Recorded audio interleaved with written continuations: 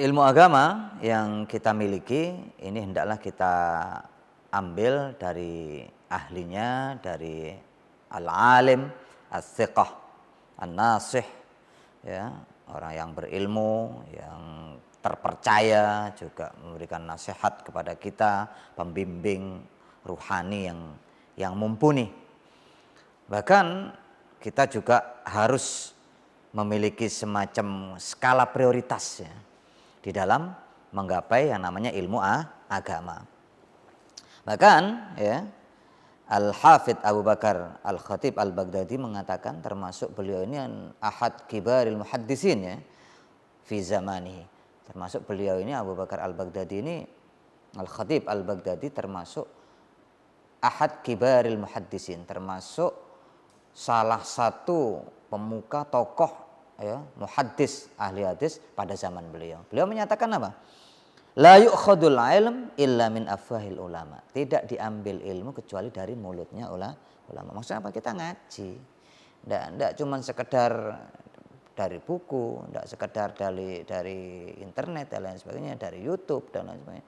Ini dari mulut ini juga harus hati-hati. Kalau memang benar-benar yang sampai dengar ini dari ulama yang benar-benar diyakini lurus sesuai dengan syariat, sesuai dengan petunjuk Rasul Shallallahu Alaihi Wasallam, monggo kita bisa ikuti di situ, ya, sesuai dengan petunjuk, sesuai dengan apa yang sudah digariskan oleh ulama-ulama salaf. Makanya di sini bagaimana metodologinya? Metodologi ulama salaf tidak boleh diambil kecuali dari mulutnya ulama. Karena kita sekarang ada media-media seperti ini, kita harus meyakini betul penyampai ini siapa, ya. Di antaranya itu. Bahkan Ibnu Sirin, ya, termasuk ulama minat tabi'in, inna hadzal ilm din. Beliau menyatakan bahwa ilmu yang kita cari ini adalah agama itu sendiri, gitu loh. Agama itu sendiri. Bagaimana ilmu yang kita peroleh dan itu akan kita yakini, kita pedomani. Nah, kalau kita sembrono dalam mencari ilmunya, berarti nanti yang akan masuk, yang akan kita yakini juga sembrono. Rapuh juga. Kalau kita hati-hati mencari ilmu agamanya, yang akan kita masukkan ke dalam pikiran kita, yang akan kita masukkan dalam hati kita sebagai bentuk keyakinan. Nah, kalau kita hati-hati, berarti nanti juga keyakinan itu akan tangguh, gitu loh. Kalau memang benar-benar sesuai dengan petunjuk daripada Rasulullah, sesuai dengan petunjuk ulama-ulama salaf, ya. Ini beliau menyatakan fanzuru amman ta'khuduna dinakum. Kemudian sampean lihat dari siapa sampean mengambil agama sampean. Agama kalian ambil, lihat siapa itu yang ngomong, gitu loh. Dilihat. Apa menggunakan akal-akalannya atau menggunakan ada marje, ada rujukan, ya kayak gini, ini rujukan, nggak ngarang dari pikiran yang akan disampaikan, sehingga nanti akan ada apa, ya, kekeliruan dan lain sebagainya, bisa di cross check nanti dengan buku yang saya baca ini, yang sudah kita ngaji, ya, kepada ulama, catatan-catatan yang kita peroleh dari guru, ya, dari yang kita dengar dari seorang guru yang sudah terpercaya, yang sesuai dengan ulama-ulama, sejalan dengan ulama-ulama yang terpercaya, ulama salaf yang diikuti oleh ulama khalaf. Bahkan, ya, kita juga dianjurkan untuk ada semacam skala prioritas tadi yang kita awal tadi sudah kita sampaikan. Jadi harus ada semacam skala prioritas, mana yang wajib, mana yang sunnah. Bahkan Al-Hafidh Murtada Az-Zabidi menyatakan, Muhammad Murtada Az-Zabidi fi Ithafis Sadatil Muttaqin juz 3, beliau menyatakan istima'ul ilmin nafi' fi dinin fid din wa dunyah wal akhirah afdalu minal istighal bin nawafil. Beliau menyatakan, ya, bahwa menyibukkan diri menuntut ilmu dalam kajian-kajian ilmu agama ini afdal, lebih utama, kata beliau. Kayak Sayyid ini Muhammad Murtada Az-Zabidi menyatakan bahwa mencari ilmu yang bermanfaat, ilmu agama itu yang bermanfaat buat agama dunia dan akhiratnya dia, afdal minas tigal bin nawafil, lebih utama daripada menyibukkan diri kepada hal-hal yang bersifat sunnah. Ya. Bahkan ada suatu ketika di majelisnya Imam Malik radhiyallahu an, beliau lagi kajian, lagi menjelaskan ilmu agama. Ternyata di situ ada salah satu jamaah menjauh, kemudian dia melakukan sholat 2 rakaat. Sementara Imam Malik melihat orang itu, jamaah itu dia lihat, Imam Malik melihatnya. Akhirnya Imam Malik menyampaikan, sampean tinggalkan 1000 rakaat sholat sunnah, sampean tinggal, sampean ganti dengan 2 rakaat. Ini sangat disayangkan gitu loh. Seandainya sampean tadi duduk di sini dapat 1000 rakaat, sementara dia tinggal untuk mencapai yang 2 rakaat. Ini sangat disayangkan, bodoh sekali gitu loh. Karena tidak tahu, karena nggak ada ilmunya.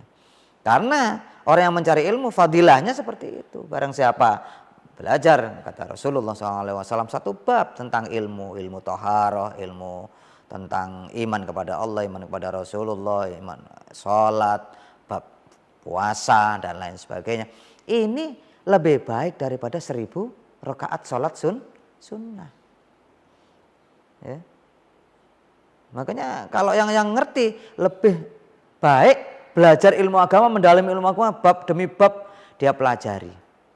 Karena itu nanti akan memiliki dampak yang luar biasa, pahala yang tinggi di sisi Allah Subhanahu wa ta'ala. Ini Imam Malik melihat, memandang orang itu dengan sangat disayangkan gitu loh. Dia menghilangkan pahala yang 1000 demi mencapai yang cuman 2 rakaat itu tadi. Sehingga sangat disayangkan. Ma'asyiral hadirin jamaah NTV yang dirahmati oleh Allah ya. Oleh karena itu kita berusaha semaksimal mungkin bagaimana memurnikan cara ya memperoleh ilmu agama sebagaimana yang diberikan oleh Rasulullah Sallallahu Alaihi Wasallam, petunjuk-petunjuknya. Kemudian ini sebagai penutup pada episode ini ada satu riwayat terkait dengan sahabat Rasulullah Sallallahu Alaihi Wasallam yang bernama Abu Hurairah. Suatu ketika di depan sahabat Abu Hurairah dan sahabat yang lainnya, Rasulullah menyatakan di situ ada semacam lumpur. Siapa yang mau menutup yang namanya lumpur ini tadi, menggunakan pakaiannya. Ternyata yang nama sahabat Abu Hurairah ini pertama kali membuka bajunya langsung ditutup yang namanya lumpur tadi. Berterima kasih. Akhirnya Rasulullah SAW berterima kasih kepada sahabat Abu Hurairah. Ya, sahabat Abu Hurairah dipeluk sama Rasulullah SAW, kemudian didoakan oleh Rasulullah SAW. Semenjak beliau mendapatkan doa daripada Rasulullah SAW, setiap sahabat Abu Hurairah mendengar sabda Rasulullah SAW, dia langsung ingat, langsung faham, dan tidak pernah lupa selamanya. Ini berkah doa daripada Rasulullah SAW dan berkat bersentuhannya beliau dengan tubuh Rasulullah SAW. Karena beliau dipeluk sama Rasulullah SAW sembari didoakan oleh Rasulullah SAW. Sehingga hafalan beliau sangat luar biasa. Setiap beliau mendengar ya ucapan daripada Rasulullah SAW, sabda-sabda Rasulullah SAW, ini beliau tangkap ya, beliau langsung memahami dan beliau tidak pernah lupa selamanya. Ini sahabat Abu Hurairah radhiyallahu an yang langsung ya mendengar daripada Rasulullah Sallallahu Alaihi Wasallam. Ini sebagai contoh buat kita perilaku daripada sahabat Rasulullah SAW yang menuntut ilmu, mencari ilmu agama dari Rasulullah SAW dengan cara mendengar langsung dari Rasulullah SAW. Kalau kita sekarang dengan cara mendengar langsung terhadap ulama-ulama yang terpercaya, itu mungkin yang bisa kami sampaikan. Kita bisa bertemu kembali, kita mulai nanti pada episode berikutnya mengenai akidahnya umat Islam ini. Kutaib, insya Allah bulan suci Ramadan kita isi dengan kajian tauhid yang kita mulai pada episode berikutnya. Yang pertama kita coba bagaimana hal yang penting, cara mencari ilmu dengan benar, sehingga nantinya yang kita peroleh memang sesuai dengan petunjuk Allah, sesuai dengan petunjuk Rasulullah SAW. Mudah-mudahan puasa kita kali ini menjadi puasa yang terbaik buat kita, dan mudah-mudahan kita diberikan kekuatan oleh Allah Subhanahu wa taala untuk menyelesaikan puasa ini dengan sesempurna mungkin, dan mudah-mudahan ini bisa menjadi bekal kita menghadap Allah Subhanahu wa taala. Hadanallahu wa iyyakum. Assalamualaikum warahmatullahi wabarakatuh.